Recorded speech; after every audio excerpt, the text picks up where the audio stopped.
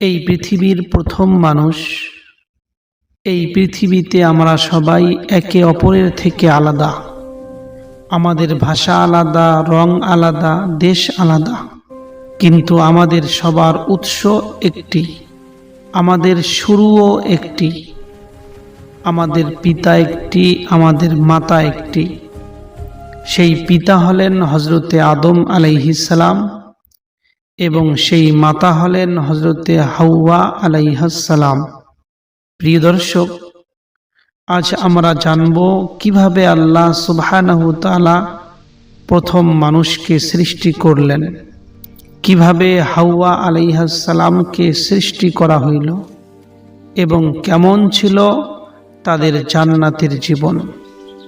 প্রিয় দর্শক, যখন কিছুই ছিল না, একটু কল্পনা করুন, না ছিল আকাশ, না ছিল জমিন, না ছিল সূর্য, না ছিল চন্দ্র, না ছিল মানুষ, না ছিল কোনো ফারিস্তা, শুধু ছিলেন আল্লাহ সুবহানাহু ওয়া তাআলা। তিনি ছিলেন একক, অদ্বিতীয়, অনাদি, অনন্ত। প্রিয় দর্শক, সর্বপ্রথম আল্লাহ সুবহানাহু ওয়া তাআলা সৃষ্টি করলেন কলমকে। আল্লাহ তাআলা কলমকে সৃষ্টি করে বললেন, লেখো। কলম বলল, হে আমার রব, আমি কি লিখব? আল্লাহ সুবহানাহু ওয়া তাআলা বলেন, কিয়ামত পর্যন্ত যা কিছু ঘটবে সব কিছুই লিখে দাও। না ছিল কাগজ, না ছিল আলো, না ছিল কোনো শব্দ, তবু আল্লাহর আদেশে কলম লিখতে শুরু করলো। কলম লিখল কার জন্ম হবে, কার মৃত্যু হবে, কে ধনী হবে, কে গরিব হবে, কোন জাতি উঠবে, কোন জাতি ধ্বংস হবে, কে জান্নাতে যাবে, কে জাহান্নামে যাবে, সবকিছু লিপিবদ্ধ হলো লৌহে মাহফুজে। প্রিয় দর্শক, কলম সৃষ্টি করার পর আল্লাহ সুবহানাহু ওয়া তাআলা সৃষ্টি করলেন আল্লাহ তাআলার আরশ, আর তার নিচে সৃষ্টি করলেন পানি। প্রিয় দর্শক, কল্পনা করে দেখুন, অসীম পানির উপর ভাসমান এক মহামান্বিত আরশ, সপ্ত আসমান এবং জমিনের চেয়েও বিশাল বড়। তারপর আল্লাহ তাআলা সৃষ্টি করলেন আসমান এবং জমিন। আল্লাহ তাআলা প্রথমে সৃষ্টি করলেন ধোঁয়ার মতন এক অবস্থা, যাকে বলা হয় দোখান।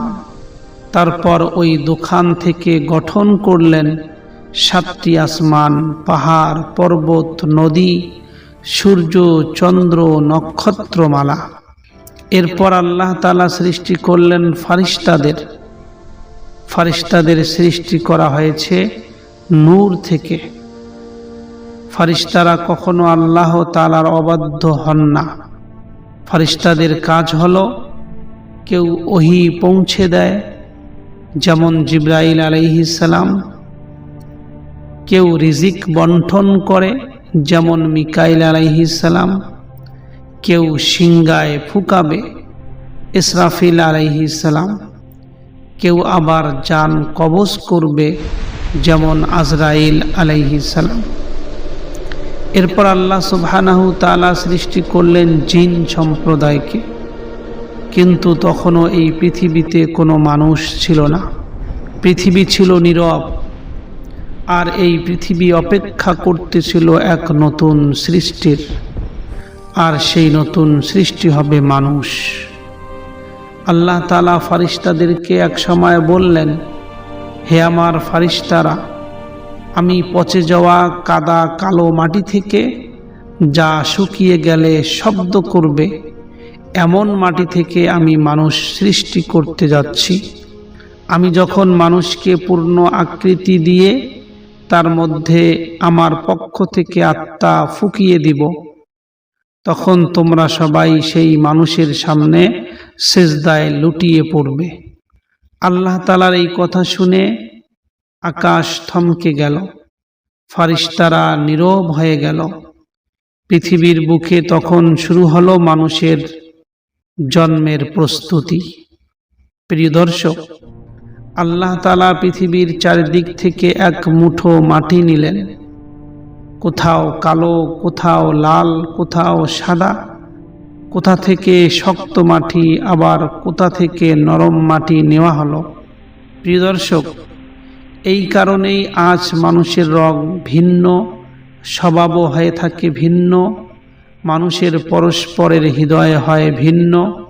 কারণ মানুষের পিতা আদম আলাইহিস সালাম বিভিন্ন মাটির মিশ্রণে তৈরি করা হয়েছে। পৃথিবী থেকে নিয়ে আসা মাটির সারাংশ থেকে আল্লাহ সুবহানাহু তাআলা সৃষ্টি করলেন কাদা।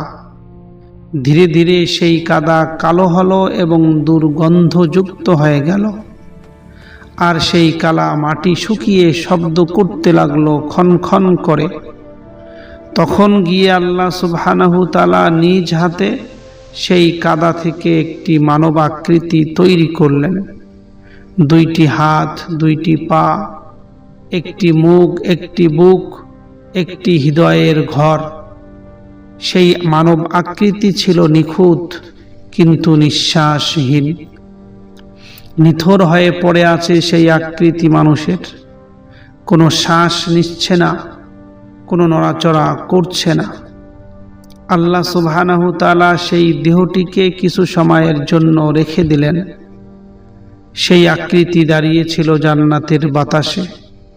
নীরব নিস্তব্ধ হয়ে দাঁড়িয়ে আছে সেই আকৃতি। এই আকৃতির শরীর ছিল ভিতরে ফাঁপা, একটি নিথর কাঠামো, যার ভিতর এখনো জীবনের আলো প্রবেশ করেনি। এই দেহ যেন ইতিহাসের অপেক্ষায় ছিল। প্রিয় দর্শক, অবশেষে সেই মুহূর্ত এলো। শুক্রবার আসরের নামাজের পরে আল্লাহ সুবহানাহু তাআলা আদেশ দিলেন, হয়ে যাও। আর সেই আদেশেই মাটির দেহে প্রবেশ করল আত্মা।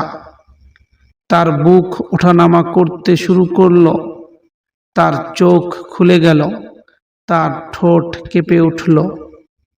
এই প্রথম একটি মানুষ নিঃশ্বাস নিতে শুরু করল। তিনি ছিলেন হযরতে আদম আলাইহিস সালাম। প্রিয় দর্শক, হঠাৎ আদম আলাইহিস সালামের হাঁচি চলে এলো আর তার মুখ থেকে বেরিয়ে এলো আলহামদুলিল্লাহ। এই হাঁচির উত্তরে আল্লাহ সুবহানাহু তাআলা বললেন, ইয়ারহামুকাল্লাহ, তোমার প্রতি দয়া হোক, আল্লাহ তোমার প্রতি দয়া করুন। এই ছিল মানুষ ও আল্লাহর প্রথম কথোপকথন। প্রিয় দর্শক, এরপর আল্লাহ সুবহানাহু তাআলা আদম আলাইহিস সালামকে বললেন, ওই ফেরেশতাদের কাছে যাও এবং তাদেরকে সালাম দাও। ওই ফেরেশতারা যা উত্তর দেবে তাই হবে তোমার এবং তোমার সন্তানদের সালামের পদ্ধতি। এই আদেশ শুনে আদম আলাইহিস সালাম এগিয়ে গেলেন, ফেরেশতাদের দিকে তাকিয়ে বললেন, আসসালামু আলাইকুম। ফেরেশতারা উত্তর দিলেন, ওয়া আলাইকুমুস সালাম ওয়া রাহমাতুল্লাহি ওয়া বারাকাতুহু। প্রিয় দর্শক, এইভাবেই পৃথিবীতে সালামের সূচনা হয়েছিল। সেই দিনটি ছিল অদ্ভুত। জান্নাতের বাতাস থমকে ছিল, আকাশ যেন নিঃশ্বাস আটকে রেখেছিল। আল্লাহ তাআলা হযরতে আদম আলাইহিস সালামকে নিজের সামনে ডাকলেন। তারপর আল্লাহ তাআলা আদম আলাইহিস সালামের পিঠের উপর নিজের বরকতময় হাত বুলিয়ে দিলেন। ঠিক সেই মুহূর্তে আদম আলাইহিস সালামের দেহ থেকে ঝরে পড়তে লাগলো অগণিত আলো। এই আলোগুলো ছিল মানুষের আত্মা। যত মানুষ কিয়ামত পর্যন্ত জন্ম নেবে, সবার আত্মা সেই মুহূর্তে একসাথে বেরিয়ে এলো। আল্লাহ সুবহানাহু তাআলা সেই আত্মাগুলোকে আদম আলাইহিস সালামের সামনে হাজির করলেন। আদম আলাইহিস সালাম বিস্ময়ে তাকিয়ে বললেন, হে আমার রব, এগুলো কারা? আল্লাহ সুবহানাহু তাআলা বললেন, এরা তোমার সন্তান, এরা তোমার বংশধর। আদম আলাইহিস সালাম সেই অসংখ্য আত্মার ভিড়ের দিকে তাকালেন। হঠাৎ তিনি একটি আত্মাকে লক্ষ্য করলেন। তার কপালের মাঝখানে ছিল উজ্জ্বল এক আলো। সে আলো ছিল অন্যদের থেকে একেবারেই আলাদা। আদম আলাইহিস সালাম তাহা দেখে বললেন, হে আমার রব, এই ব্যক্তিকে? আল্লাহ সুবহানাহু তাআলা উত্তর দিলেন, এটা তোমার সন্তানদের শেষ যুগের একজন, তার নাম হইল দাউদ আলাইহিস সালাম। আদম আলাইহিস সালাম জিজ্ঞাসা করলেন, হে আমার রব, এই দাউদের আয়ু কতদিন? আল্লাহ তাআলা বলেন, মাত্র ৬০ বৎসর। আদম আলাইহিস সালাম মুহূর্তের জন্য থেমে গেলেন, তারপর হৃদয়ে ভরে বললেন, হে আমার রব, আমার আয়ু থেকে ৪০ বছর কমিয়ে দাউদকে দিয়ে দিন। আল্লাহ সুবহানাহু তাআলা আদম আলাইহিস সালামের ভালোবাসার এই আবেদন গ্রহণ করলেন এবং এই চুক্তির উপর সাক্ষীও স্থির করে দিলেন। প্রিয় দর্শক, অনেক সময় পরে যখন আদম আলাইহিস সালামের জীবন শেষের দিকে চলে এসেছিল, তখন আল্লাহ সুবহানাহু তাআলা মালাকুল মউতকে পাঠালেন। মালাকুল মউত যখন আদম আলাইহিস সালামের প্রাণ নিতে তার কাছে আসলেন, আদম আলাইহিস সালাম বললেন, আমার তো এখনো ৪০ বছর বাকি আছে। মালাকুল মউত উত্তর দিলেন, আপনি কি সেই ৪০ বছর আপনার ছেলে দাউদকে দেননি? কিন্তু আদম আলাইহিস সালাম সেই কথা ভুলে গিয়েছিলেন। আদম আলাইহিস সালাম অস্বীকার করলেন। তাই রাসূল করিম সাল্লাল্লাহু আলাইহি সাল্লাম বলেছেন, যেহেতু আদম আলাইহিস সালাম ভুলে গিয়েছিলেন, তার সন্তানরাও ভুলে যাবে। আর যেহেতু আদম অস্বীকার করেছিলেন, তার সন্তানরাও অস্বীকার করবে। প্রিয় দর্শক, এরপর আল্লাহ সুবহানাহু তাআলা আদম আলাইহিস সালামের পিঠ থেকে বের হওয়া সমস্ত আত্মাকে আরাফাতের ময়দানে সমবেত করলেন। তাদের সংখ্যা ছিল অগণিত, ঠিক পিপিলিকার মতো। তারপর আল্লাহ সুবহানাহু তাআলা তাদের সঙ্গে সরাসরি কথা বললেন। আল্লাহ তাআলা বললেন, হে রূহেরা, আমি কি তোমাদের রব নই? সমস্ত রূহ অথবা আত্মা একসাথে বলল, অবশ্যই আপনি আমাদের রব। এইভাবেই প্রত্যেক মানুষের আত্মার ভিতর আল্লাহর পরিচয়ের একটি স্মৃতি গেঁথে দেওয়া হলো। প্রিয় দর্শক, এই কারণেই মানুষ অজান্তেই আল্লাহকে খুঁজে বেড়ায়। প্রিয় দর্শক, জান্নাত তখন ছিল নিঃশব্দ শান্তিতে ভরা। হযরত আদম আলাইহিস সালাম সেখানে ছিলেন, চারপাশে আলো, চারপাশে নদী, ফুল, ফল সবকিছু ছিল। কিন্তু আদম আলাইহিস সালামের হৃদয়ের ভিতর একটি শূন্যতা বাস করতেছিল। তিনি ছিলেন সেখানে একা। আল্লাহ তাআলা জানতেন, মানুষ একা থাকার জন্য সৃষ্টি হয়নি। মানুষের হৃদয়ে চায় সঙ্গ, ভালোবাসা আর সহচর।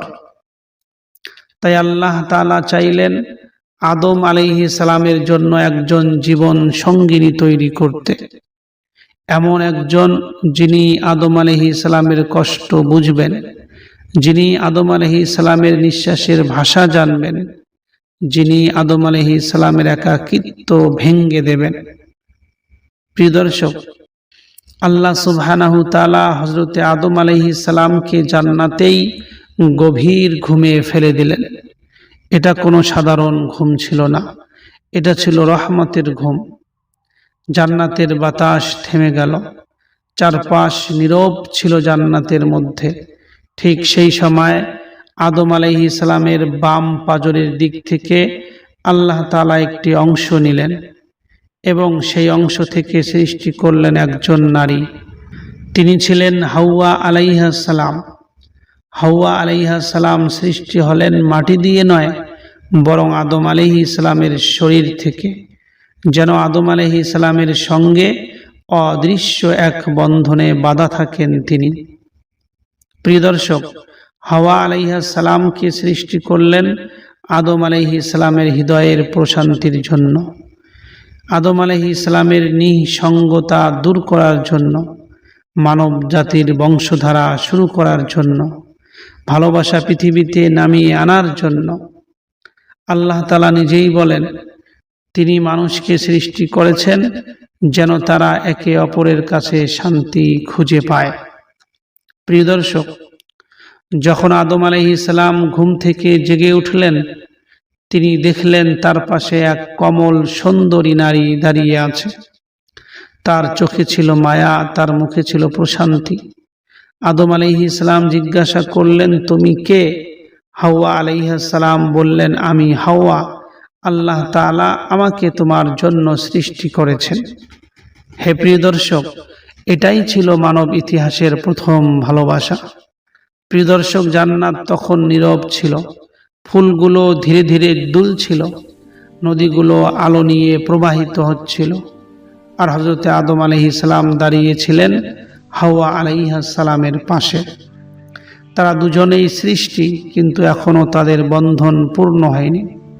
আল্লাহ সুবহানাহু তাআলা চাইলেন এই দুই পবিত্র আত্মাকে বিবাহর মাধ্যমে যুক্ত করতে, কারণ আল্লাহ মানুষের জন্য ভালোবাসাকে বিবাহর মাধ্যমে হালাল করেছে। প্রিয় দর্শক, এই বিবাহ করিয়েছিলেন স্বয়ং আল্লাহ সুবহানাহু তাআলা, আর এই বিবাহের সাক্ষী ছিলেন ফারিস্তারা। জান্নাত ছিল এই বিবাহের মসজিদ। আল্লাহ সুবহানাহু তাআলা আদম আলাইহিস সালামকে বললেন, হে আদম, আমি তোমাকে হাওয়া আলাইহিস সালামের বিবাহে দিলাম। এটা ছিল ইতিহাসের প্রথম বিবাহ। প্রিয় দর্শক, আদম আলাইহিস সালামের কাছে সোনা ছিল না, কোনো রূপাও ছিল না, কোনো মুদ্রা ছিল না, কিন্তু তার কাছে ছিল একটি অমূল্য জিনিস, অর্থাৎ আদম আলাইহিস সালামের জ্ঞান।